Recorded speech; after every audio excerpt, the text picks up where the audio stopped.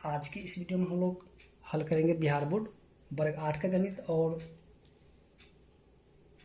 इसका हम लोग देखेंगे अध्याय 11। जैसा कि आप यहाँ पे देख रहे हैं, अध्याय 11 में जो दिया गया है सीधा और प्रतिलोम समानुपात।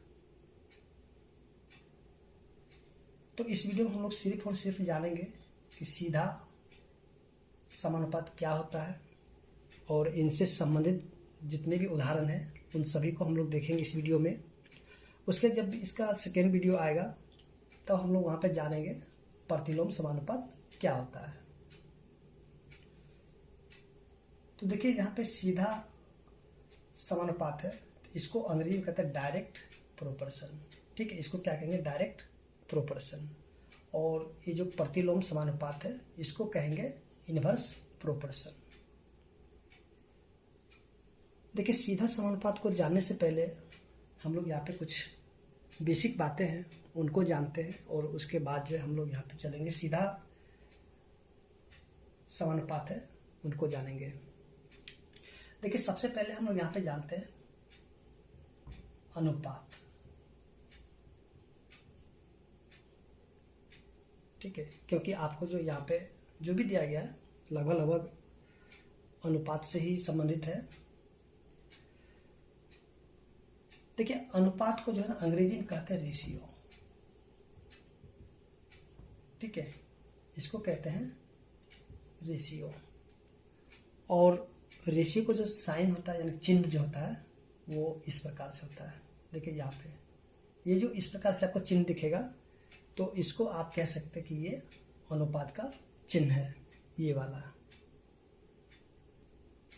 देखिए अनुपात होता क्या है? देखिए अनुपात जो होता है दो समान राशियों की तुलना करना ही अनुपात कहलाता है। ठीक है, अनुपात का मतलब जो होता है तुलना करना। ठीक है, क्या होता है? तुलना करना, यानी कि दो समान राशियों की तुलना करना ही अनुपात कहलाता है। दो समान राशियों की तुलना करना ही अनुपात कहलाता है। जैसे कि आप यहाँ पे देखिएगा, जैसे कि मान लेते दो वस्तु है, एक वस्तु का भार है 2 kg। ठीक है, और एक वस्तु का भार है, चलिए यहाँ पे 4 kg कर लेते हैं। देखिए यहाँ पे ये दोनों समान, इनकी जो मात्रक है यानी इकाई जो है दोनों के समान है। देखिए ये kg है, यहाँ पे kg है। ठीक है, kg और kg यानी कि इनके मात्रक समान है, तभी हम इनके जो अनुपात निकाल सकते हैं। ठीक है, क्योंकि यहाँ पे अनुपात का जो परिभाषा होता है कि दो समान राशियों की तुलना करना ही अनुपात कहलाता है। जैसे आप यहाँ देखिए, यहाँ भी kg है और यहाँ भी kg, यानी कि इनके जो मात्रक है एक जैसे हैं। अगर इनके हम अनुपात निकालें तो देखिए यहाँ पे अनुपात का चिन्ह, ये वाला अनुपात का चिन्ह होता है। ठीक है, या तो फिर आप ऐसे लिखे 2 kg अब बट्टे में ये 4 kg। देखिए kg से kg कट जाएगा, फिर यहाँ पे काटेंगे तो ऊपर 1 बचेगा, नीचे 2 बचेगा, यानी कि इसको हम लिखेंगे 1/2, या फिर हम सीधी सीधी कह सकते हैं 1:2। तो देखिए यहाँ पे इसके अनुपात निकल गए हैं, यानी कि 1:2। ठीक है, अब एक चीज़ आपको यहाँ पे ये याद रखना होगा कि अनुपात के कोई भी मात्रक नहीं होते। जैसे यहाँ पे देखिए kg से kg कट गया तो यहाँ पे मात्रक बचे ही नहीं, यहाँ पे सीधे सीधे 1:2 हो गए। ठीक है, यानी इसके मात्रक नहीं होंगे। अब देखिए यहाँ पे हम अनुपात किसके नहीं निकाल सकते? हम किसके अनुपात नहीं निकाल सकते? जैसे कि आप यहाँ पे देखिएगा कि एक, चलिए हम ले लेते, जैसे कि हम लेते 3 रुपए। ठीक है, उसके बाद यहाँ पे अनुपात कर लेते 5 kg। ठीक है, यहाँ पे 3 रुपए है और यहाँ पे अनुपात में 5 kg है। तो देखिए यहाँ पे ये रुपए में और ये kg में है, तो इनके मात्रक एक जैसे नहीं है। ठीक है, इनके मात्रक एक जैसे नहीं है, इसलिए हम इसके अनुपात को ज्ञात नहीं कर सकते हैं। देखिए जब मात्रक एक जैसे होंगे ना तभी हम लोग इसके अनुपात को ज्ञात कर सकते हैं, लेकिन मात्रक जब एक जैसे नहीं होंगे तब हम अनुपात यहाँ पे नहीं ज्ञात कर सकते हैं। उसी प्रकार अगर हम यहाँ पे लेंगे 1 kg और अनुपात में अगर कर लेते हैं 500 ग्राम, क्या हम इसके अनुपात निकाल सकते हैं? बिल्कुल निकाल सकते हैं। देखिए यहाँ पे ये केजी में और ये ग्राम में है, ठीक है, केजी में और ये ग्राम में हम इसके अनुपात निकाल सकते हैं। क्यों निकाल सकते हैं? देखिए जैसे कि हम लोग जानते हैं कि 1 केजी जो है ना, 1 केजी वो 1000 ग्राम के बराबर होता है। 1 केजी जो है आपका 1000 ग्राम के बराबर होता है। तो इस 1 केजी की जगह हम लिख सकते हैं 1000 ग्राम, फिर से अनुपात 500 ग्राम। अब देखिए यहाँ पे ग्राम से ग्राम तो कट जाएगा और 500 से कट जाएगा 1000 दो बार में, यानी कि यहाँ पे देखिए तो इधर 2 बच गया अनुपात, और देखिए यहाँ पे कुछ भी नहीं बचा।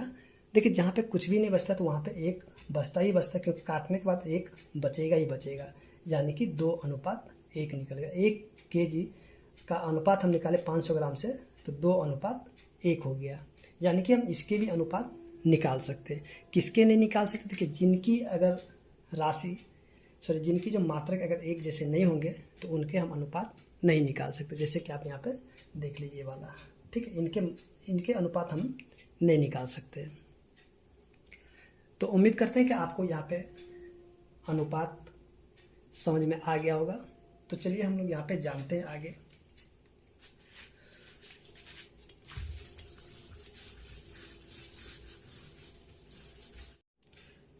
तो चलिए यहाँ पे अब हम लोग जानते हैं समानुपात के बारे में।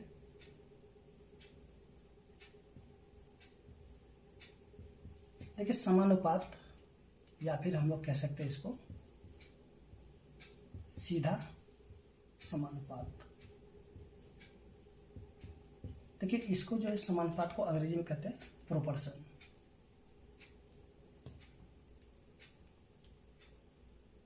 इसको कहेंगे प्रोपोर्शन।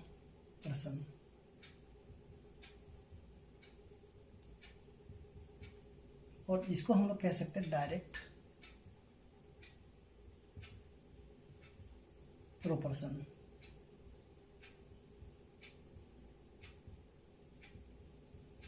देखिए यहाँ पे समानुपात और सीधा समानुपात लगभग एक ही जैसे होते हैं, ठीक है। अब देखिए यहाँ पे, चलिए यहाँ पे सबसे पहले हम लोग जानते हैं समानुपात। देखिए समानुपात देखिए समानुपात का चिन्ह होगा कुछ इस प्रकार से होगा, ये जो होगा समानुपात, ठीक है। इसके जगह हम बराबर भी लिख सकते हैं, इसके जगह समानुपात की जगह।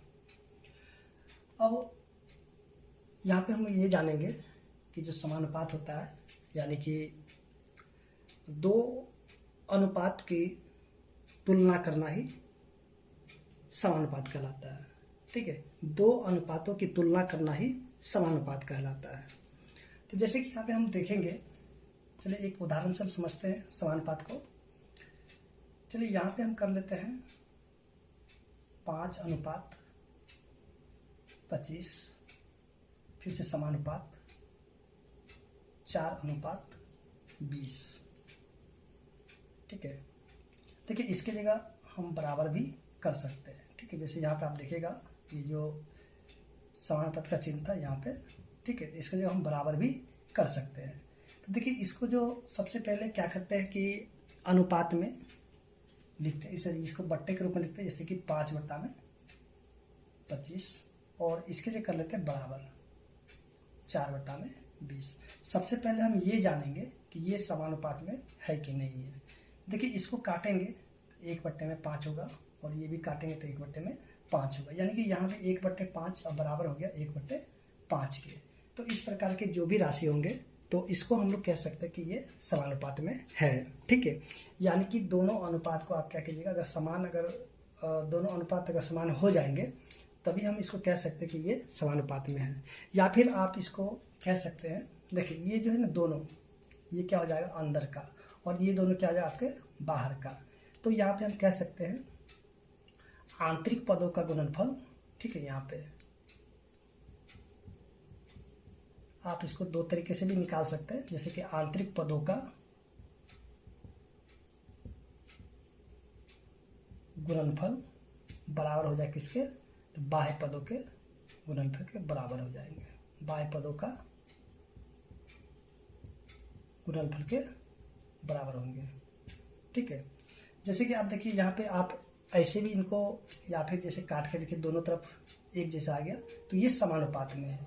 या फिर आप क्या कीजिएगा, आंतरिक पदों का गुणनफल कर दीजिए। जैसे कि देखिए आंतरिक पदों का गुणनफल क्या हो जाएगा, 25 गुना में 4, और ये बराबर है कि नहीं किसके, तो बाह्य पदों का, जैसे कि 5 और ये 20, यानी कि 5 गुना में 20। देखिए इसको जब हम गुना करेंगे तो ये भी 100 हो जाएगा और ये भी क्या हो जाएगा, 100 हो जाएगा, यानी कि ये जो है आपके समानुपात में है। इसी प्रकार से अब हम लोग थोड़ा सा और जान लेते हैं यहाँ पे। चलिए यहाँ पे क्या करते हैं, कुछ यहाँ पे चर मान लेते हैं, चर मान। देखिए जैसे कि हम यहाँ पे लिखते हैं x1 अनुपात y1, फिर समानुपात x2 अनुपात y2। ठीक है, अब देखिए आंतरिक पदों का गुणनफल। ठीक है, तो आंतरिक पदों का गुणनफल अगर इन दोनों को गुना कर देंगे तो क्या हो जाएगा, चलिए यहाँ पे y1 गुना में x2, फिर से देखिए यहाँ पे बराबर है तो बराबर, फिर से बाह्य पदों का गुणनफल यानी कि ये वाले हैं, ये दोनों। ठीक है, तो x1 गुना में y2। ठीक है, तो इस प्रकार के जो भी होंगे तो हम इसको कहेंगे कि ये समानुपात में है। देखिए आप जो इसके द्वारा सीधा समानुपात भी निकाल सकते हैं। तो चलिए यहाँ पे अब हम लोग जानते हैं कि सीधा समानुपात, देखिए आप इनका प्रयोग कर करके जो है सीधा समानुपात भी ज्ञात कर सकते हैं। या फिर आप इसको ऐसे भी लिख सकते हैं, x1 बट्टे में y1 बराबर में x2 बट्टे में y2। अब देखिए इसको तिरछा तिरछा जब गुना कीजिएगा, यानी ये बज गुणनफल कीजिएगा, यहाँ से ये वाला इसके साथ गुना होगा और ये वाला इसके साथ गुना हो जाएंगे। ठीक है, तो इसको भी कीजिएगा, फिर से आपको यही वाला मिलेंगे, यानी कि अगर इसको गुना करेंगे क्या होगा, x2, चलिए यहाँ पे इसको गुना करते हैं तो y1 गुना में x2 बराबर में x1 गुना में y2। ठीक है, यही चीज़ आएंगे। अब देखिए यहाँ पे हम लोग जानते सीधा समानुपात, तो जैसा कि हम लोग यहाँ पे जानते कि समानुपात और सीधा समानुपात दोनों लगभग एक ही जैसे होते हैं।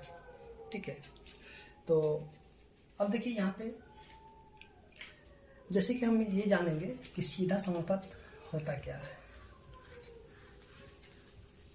देखिए यहाँ पे मान लेते हैं कि कोई दो राशि, ठीक है,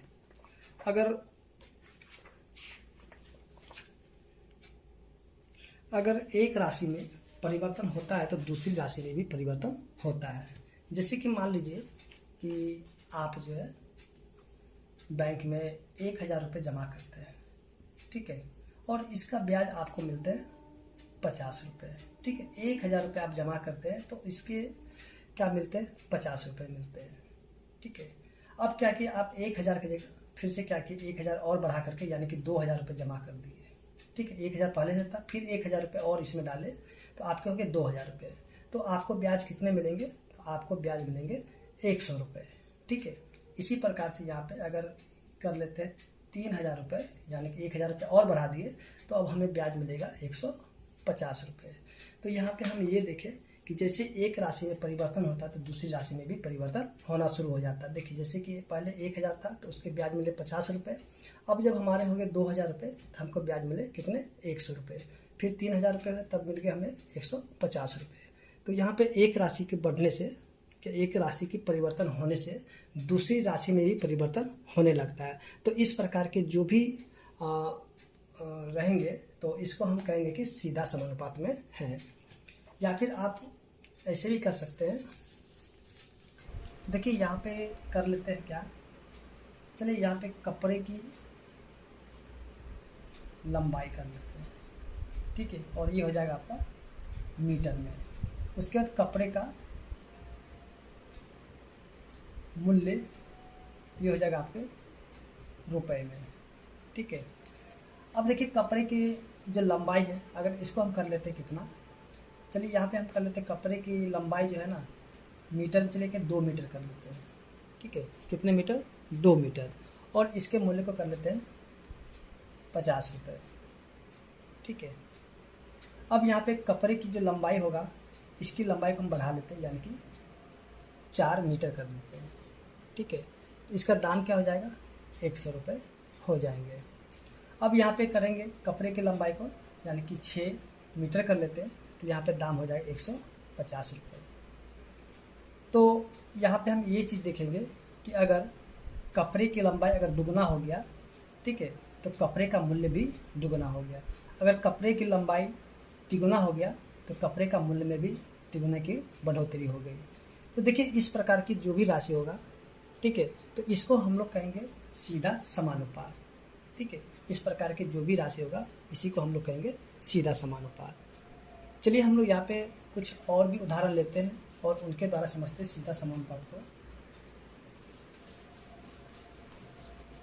अब यहाँ पे हम लोग कर लेते क्या, चलिए यहाँ पे कर लेते पेट्रोल और यहाँ पे कर लेते हैं दूरी। ठीक है, एक कोई कार है, ठीक है, कोई भी कार है। अब ये 1 लीटर पेट्रोल में जो है वो 60 किलोमीटर की दूरी को तय कर लेता है। ठीक है, चलिए यहाँ पे हम कर लेते हैं, चलिए यहाँ पे कर लेते हैं 10 लीटर पेट्रोल। ठीक है, और यहाँ पे कर लेते हैं 100 किलोमीटर की दूरी को तय कर लिया। ठीक है, 10 लीटर पेट्रोल में कोई कार जो 100 किलोमीटर की दूरी को तय कर लिया। अब यहाँ पे पेट्रोल की मात्रा हम कर देते हैं आधा। ठीक है, क्या करेंगे, आधा, यानी कि इसको कर देते हैं 5। तो इसकी जो तय, इसके द्वारा जो तय की गई दूरी भी हो जाएगा आधा, यानी कि 50 किलोमीटर। ठीक है, उसके बाद अगर इसको हम फिर से कर लेते हैं, यानी कि इसको आधा कर लिए, फिर से अगर हम इसको आधा करेंगे, यानी कि अगर पेट्रोल हम कर लेते हैं 2.5 लीटर, यानी कि 2.5 लीटर, तो यहाँ पे दूरी भी क्या हो जाएगा आपका, यानी कि 25 किलोमीटर। ठीक है, तो देखिए यहाँ पे पहले जितना पेट्रोल था बाद में इसको, यानी कि पेट्रोल की मात्रा कर दिए आधा, तो यहाँ पे दूरी भी हो गया आधा। यानी कि हम यहाँ पे क्या देख रहे हैं कि देखिए एक राशि जैसे ही कम हुआ, ठीक है, जैसे पेट्रोल की मात्रा कम हुआ तो यहाँ पे दूरी भी कम तय किया गया। ठीक है, यहाँ भी देखिए अगर पेट्रोल की मात्रा फिर से यहाँ पे कम किए तो यहाँ पे दूरी कम हो गया। ठीक है, देखिए एक जो है राशि जब घटेगा तो दूसरी राशि भी घटेगा। अगर एक राशि बढ़ेगा तो दूसरी राशि बढ़ेगा, अगर एक राशि दुगुना होगा तो दूसरी राशि भी दुगुना हो जाएगा। तो इस प्रकार के जो भी रहेंगे तो इसी को हम लोग कहेंगे सीधा समानुपात। तो उम्मीद करते हैं कि आपको जो यहाँ तक समझ में आ गया होगा। तो चलिए अब हम लोग यहाँ पे देखते हैं जो इसके उदाहरण नंबर 1 है।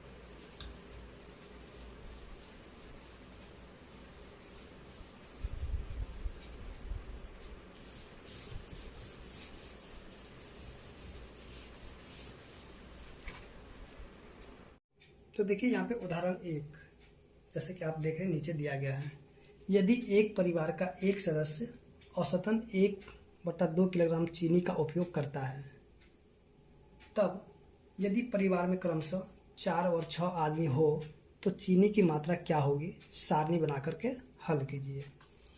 तो देखिए यहाँ पे हम क्या करते हैं, मान लेते हैं। प्रश्न में सबसे पहले क्या करते हैं, मान लेते हैं। जो चीज़ हमें निकालना होगा, ठीक है, उसको हम मान लेते हैं। माना कि सदस्यों की संख्या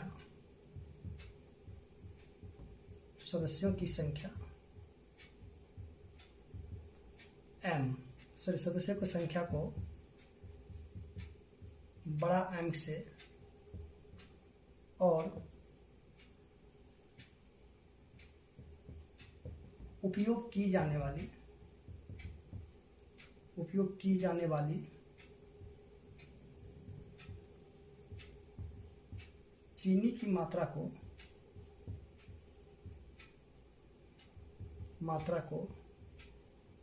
S के द्वारा हम लोग इसको दिखाते हैं, यानी कि S के द्वारा दर्शाते हैं। ठीक है, तो सारणी जो कुछ देखिए, सारणी क्या होगा, सबसे पहले यहाँ पे सदस्यों की संख्या यहाँ पे कर लेते हैं M। ठीक है, उसके बाद उपयोग की जाने वाली जो चीनी की मात्रा हो जाएगा S।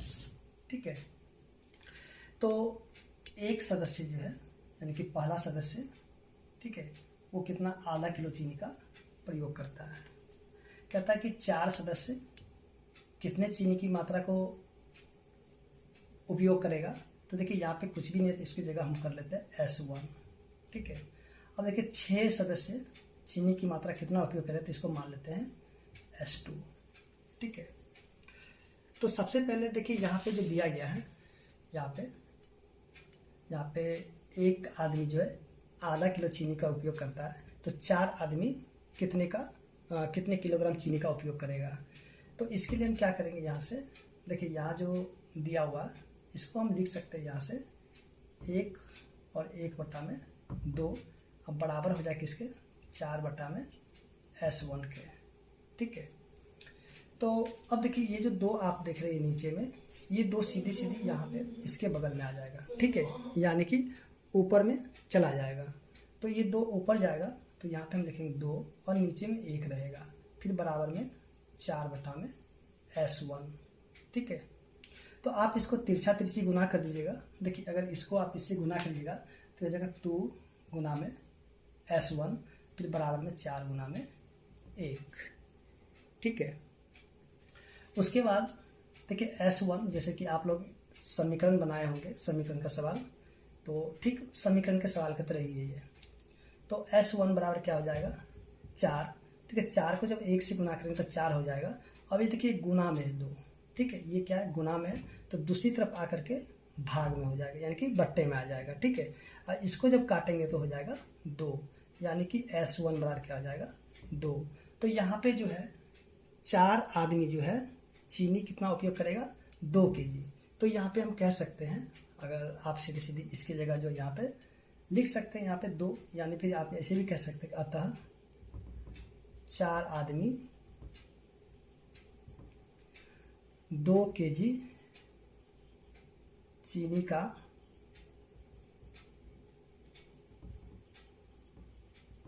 उपयोग करेंगे। ठीक है, तो ये हो गया आपका, यहाँ पे S1 का मान निकल चुका है। अब हमें निकालना S2 का, तो चलिए यहाँ पे S2 का भी मान निकाल लेते हैं। तो देखिए S2 का मान निकालने के लिए आप क्या कर सकते हैं, यहाँ से जैसे कि आप यहाँ पे S1 की जगह आप यहाँ पे 2, इसकी जगह आप 2 भी रख सकते हैं। ठीक है, और आपका मन है तो आप यहाँ से भी इसको निकाल सकते हैं, या फिर आप यहाँ से इसको लेकर के भी इसको निकाल सकते हैं। तो चलिए आपको हम क्या करते हैं, दोनों ही तरीका से इसको निकाल करके दिखाते हैं। देखिए सबसे पहले हम यहाँ पे क्या करेंगे, इन दोनों की सहायता से S2 का मान निकालेंगे, फिर बाद में आपको इन दोनों की सहायता से आपको इसका मान निकाल करके दिखाएंगे। तो फिर से हम यहाँ लिखें 1/2। ठीक है, बराबर में यहाँ पे 6/S2। फिर से ये 2 ऊपर चला जाएगा, तो यहाँ पे 2/1 हो जाएगा, बराबर में 6, और यहाँ पे हो जाएगा S2। फिर से देखिए इसको क्रॉस गुना करेंगे, तिरछा तिरछी गुना करेंगे, तो ये हो जाएगा 2 गुना में S2 बराबर में 6, और यहाँ पे 1 भी लिख सकते हैं, नहीं भी लिख सकते, कोई दिक्कत नहीं, क्योंकि 1 से जब गुना करेंगे तो 6 का 6 ही रहेगा। ठीक है, तो S2 यानी कि हम कह सकते हैं यहाँ पे S2 का जो मान निकल जाएगा 6। अब देखिए यहाँ पे गुना में, तो यहाँ पे आ जाएगा भाग में, यानी कि बट्टा में आ जाएगा। इसको काटेंगे तो हो जाएगा 3, यानी कि S2 का मान निकल जाएगा 3। ठीक है, यहाँ पे आप इसकी जगह पे S2 की जगह 3 लिख सकते हैं। तो आप यहाँ पे क्या कीजिएगा, लिखेगा अतः 6 आदमी 3 kg चीनी का उपयोग करेंगे। ठीक है, तो ये हो गया आपका, जैसे कि यहाँ पे 1 और 1/2 से जो है आप इसको ऐसे भी निकाल सकते हैं, और नहीं तो आप जो इसको दूसरे तरीके से भी निकाल सकते हैं। तो चलिए यहाँ पे देखते हैं कैसे निकाल सकते हैं इसको दूसरे तरीके से। देखिए यहाँ पे जैसे कि ये 4 है और यहाँ पे 2 है, तो 4/2 बराबर 6, और यहाँ पे S2। ठीक है, देखिए इसको काटेंगे तो ये हो जाएगा 2, तो यहाँ पे लिख सकते हैं, देखिए ये तिरछा, यहाँ पे 1 बचेगा, इसको भी तिरछा तिरछी गुना करेंगे तो क्या आ जाए, 2 गुना में S2, और 1 को जब 6 से गुना करेंगे तो हो जाएगा 6 हो जाएगा। ठीक है, फिर से S2 बराबर क्या होगा 6, और ये जो 2 गुना में है तो ये हो जाएगा भाग में, तो इसको काटेंगे तो 3 हो जाएगा। यहाँ पे देखिए S2 का मान निकल गया ना 3, और पहले भी 3 निकला था। तो आप जो यहाँ पे इसको भी लेकर के आप यहाँ पे S2 का मान निकाल सकते हैं, नहीं तो आप यहाँ से भी लेकर के S2 का मान निकाल सकते हैं। तो उम्मीद करते हैं कि आपको जो प्रश्न संख्या 1 समझ में आ गया होगा, यानी कि उदाहरण नंबर 1। तो चलिए अब हम लोग यहाँ पे देखते हैं जो उदाहरण नंबर 2 है। देखिए उदाहरण नंबर 2, जैसे कि आप देख रहे हैं नीचे में प्रश्न आपके दिए गए हैं। तो देखिए यहाँ पे जो दिया गया है 10 मीटर के पेड़ की छाया सुबह के समय 18 मीटर है, तब इसी समय 120 मीटर ऊंचे टावर की छाया कितनी होगी। तो देखिए जो हमें निकालना है उसको हम मान लेते हैं x, ठीक है। तो देखिए यहाँ पे उदाहरण नंबर 2, तो यहाँ पे माना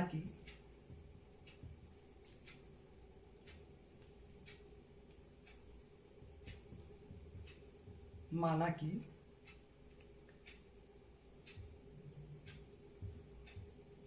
ऊंचाई x मीटर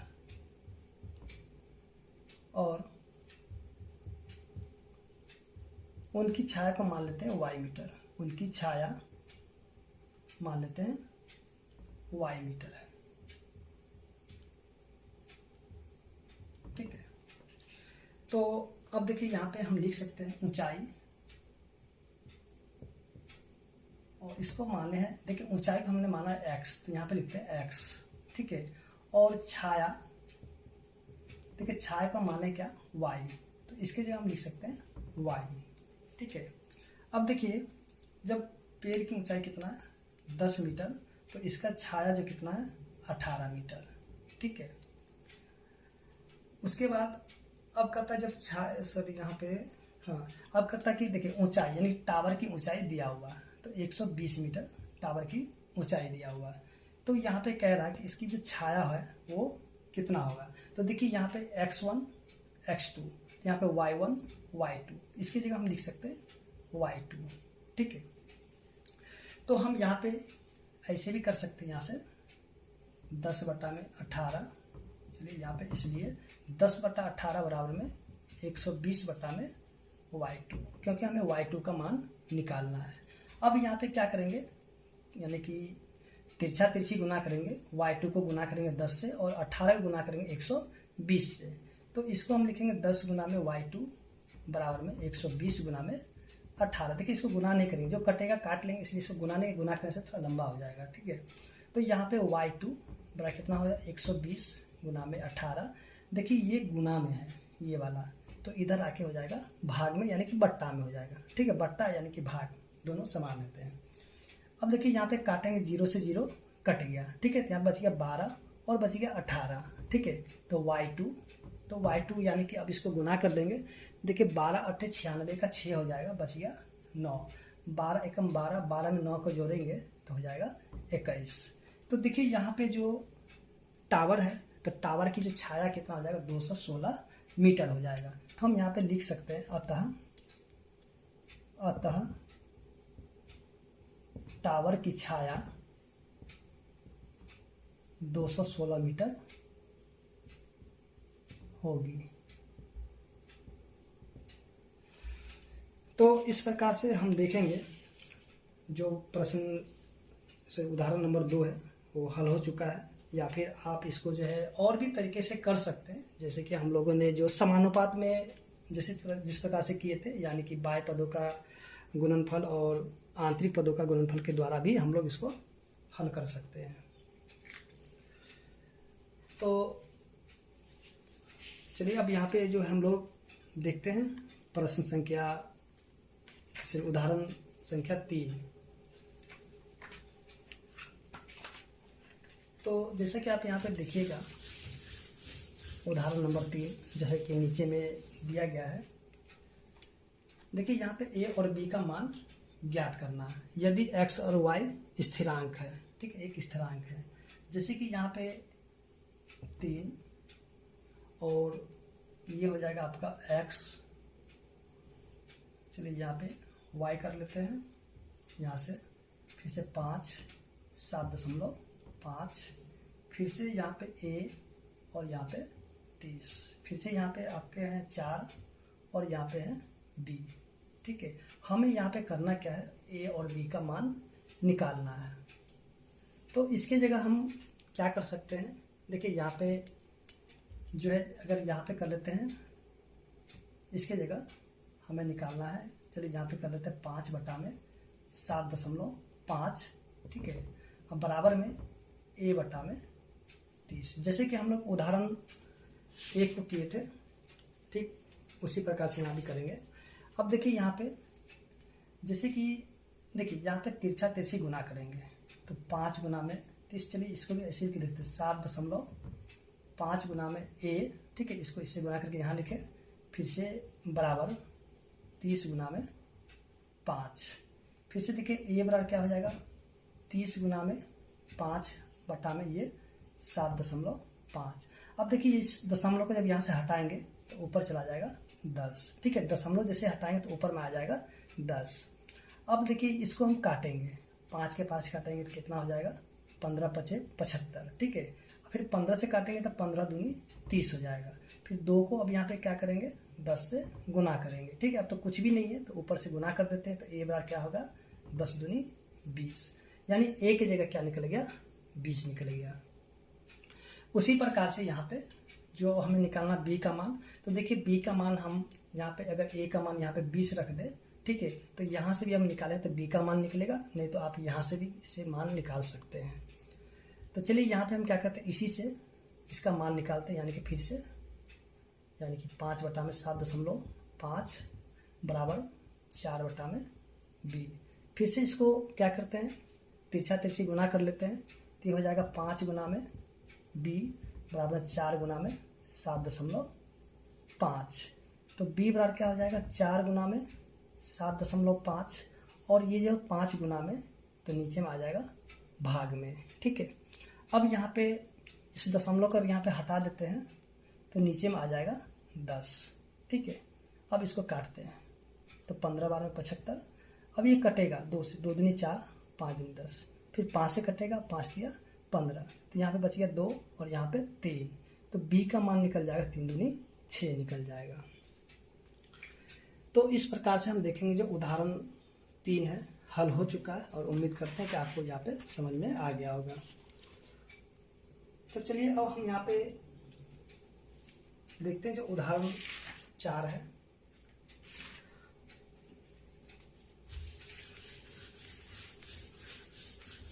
देखिए उदाहरण 4, तो चलिए यहाँ पे देखते हैं उदाहरण नंबर 4। देखिए उदाहरण नंबर 4 जैसे कि आप देख रहे हैं यहाँ पे दिया गया है, तो देखिए 8 सिक्कों का भार 720 ग्राम हो तो एक एक विधि द्वारा निम्न का ज्ञात कीजिए, ठीक है। जैसे कि सबसे पहले 5 सिक्कों का भार क्या होगा, 12 सिक्कों का भार, फिर से 20 सिक्कों का भार, 100 सिक्कों का भार क्या होगा। तो चलिए यहाँ पे क्या करते हैं, देखते हैं उदाहरण नंबर 4 को। तो 8 सिक्कों का भार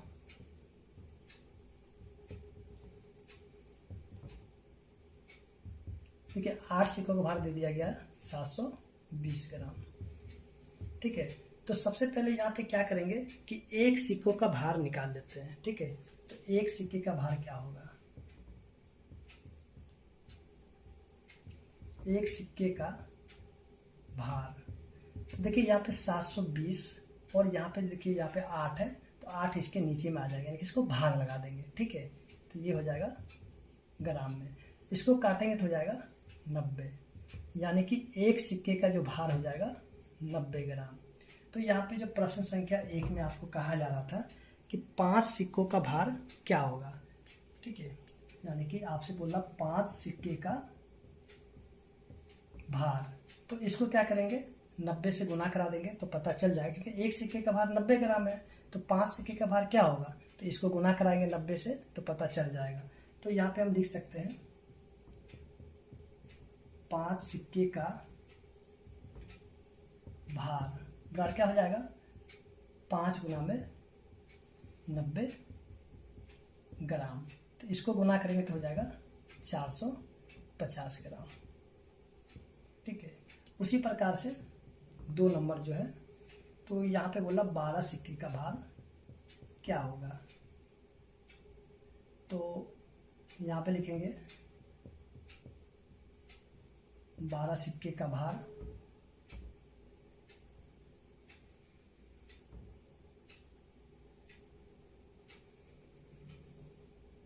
ठीक है, 12 सिक्के का भार, तो 12 गुना में 90 ग्राम, यानी कि 12 नंबर 108, 1080 ग्राम। उसी प्रकार से जो यहाँ पे आपसे पूछा था 20 सिक्कों का भार,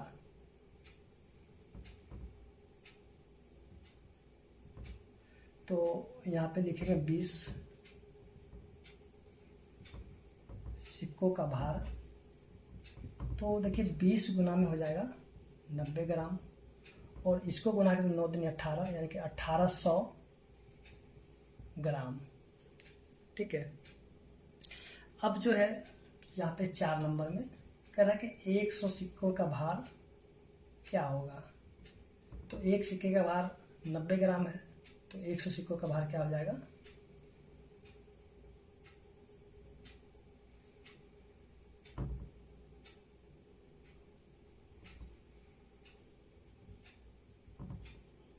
एक 100 गुना में 90 ग्राम, तो होगा 90 नहीं, यहाँ पे हो जाएगा 9000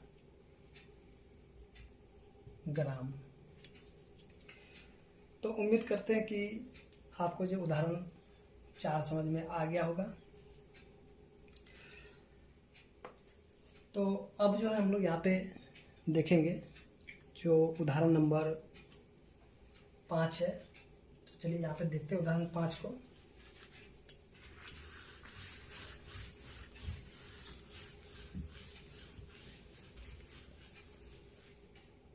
देखिए उदाहरण 5 में दिया हुआ है, एक बस 45 किलोमीटर प्रति घंटा की एक समान चाल से चल रही है।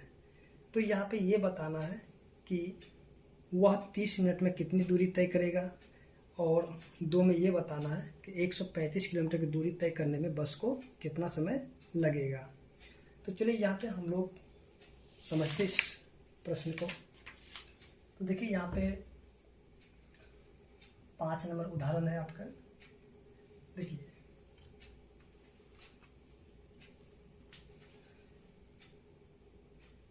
चलिए यहाँ पे मान लेते हैं, माना कि 30 मिनट में 30 मिनट में तय की गई दूरी x है। ठीक है, यानी कि इसको कर लेते हैं किलोमीटर में।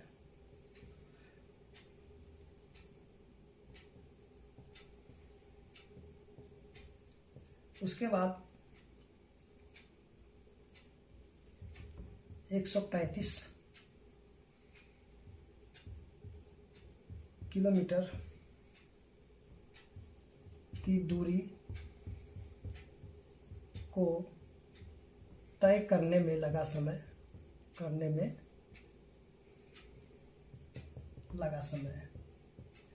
तो इसको मान लेते हैं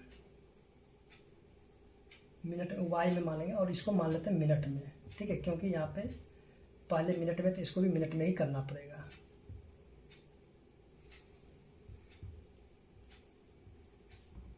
ठीक है, तो देखिए यहाँ पे जैसे कि हम लोग यहाँ पे अब देखेंगे कि 1 घंटा में 60 मिनट होता है। ठीक है, 1 घंटा में 60 मिनट होता है। देखिए यहाँ पे तय की गई दूरी, ठीक है, तो ये हो जाएगा 45x, और ये हो जाएगा 135। ठीक है, उसके बाद यहाँ जो समय है, समय यानी कि मिनट में। देखिए 45 किलोमीटर प्रति घंटा। ठीक है, यानी कि 1 घंटा में 45 किलोमीटर जाता है। ठीक है, 1 किलोमीटर में 45 घंटा, सॉरी 1 घंटा में 45 किलोमीटर जाता है। तो 1 घंटा जो 60 मिनट के बराबर है, यानी कि 60 मिनट में जो है 45 किलोमीटर जाता है। ठीक है, 60 मिनट में कितना जाता है, 45 किलोमीटर में। अब यहाँ पे ये बताना है कि 30 किलोमीटर में जाएगा x घंटा। ठीक है, और 135 किलोमीटर की दूरी तय करने में लगा इसको y मिनट।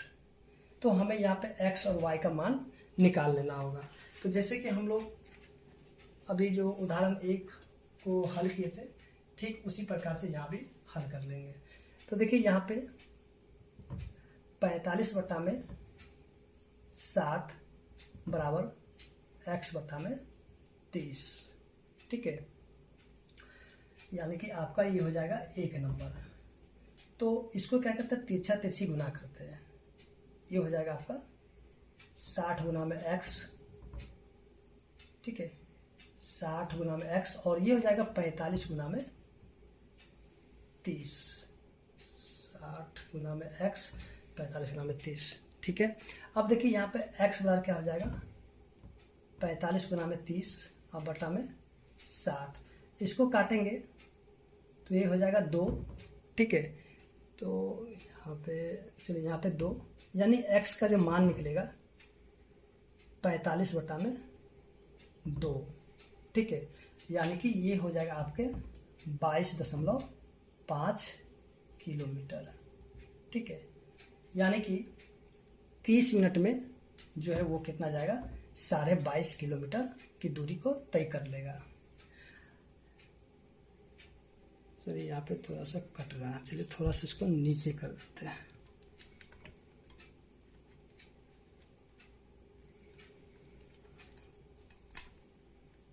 तो देखिए यहाँ पे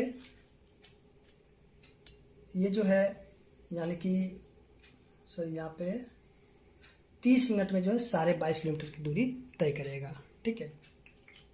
अब यहाँ पे क्या करना हमें फिर से, अब यहाँ पे कितना वो समय 135 किलोमीटर की दूरी तय करने में कितना समय लेगा, यानी कि अब हमें निकालना समय, ठीक है। तो समय निकालने के लिए फिर से यहाँ पे क्या करेंगे, 45 बटा में 60 बराबर में 135 बटा में y, ठीक है। अब यहाँ से फिर से तिरछा तिरछी गुना करेंगे, यानी कि 45 गुना में y बराबर 135 गुना में 60, तो y बराबर क्या होगा, 135 गुना में 60 बटा में क्या हो जाएगा, 45। देखिए 45 को 3 बार में काटेंगे तो ये हो जाएगा 135, ठीक है, 45 दिया 135। तो देखिए y का मान निकलेगा 180, और यहाँ पे समय है, ठीक है, समय है, और ये निकला आपका मिनट में, यानी कि 180 मिनट, ठीक है। या तो आप यहाँ पे 180 मिनट को आप लिख सकते हैं 3 घंटा भी लिख सकते हैं, ठीक है। तो यहाँ पे 180 मिनट को 3 घंटे भी लिख सकते हैं,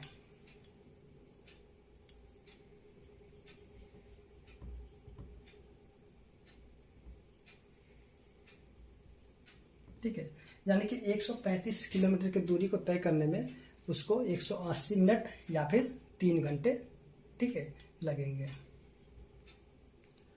तो उम्मीद करते हैं कि उदाहरण जो है 5 समझ में आ गया होगा।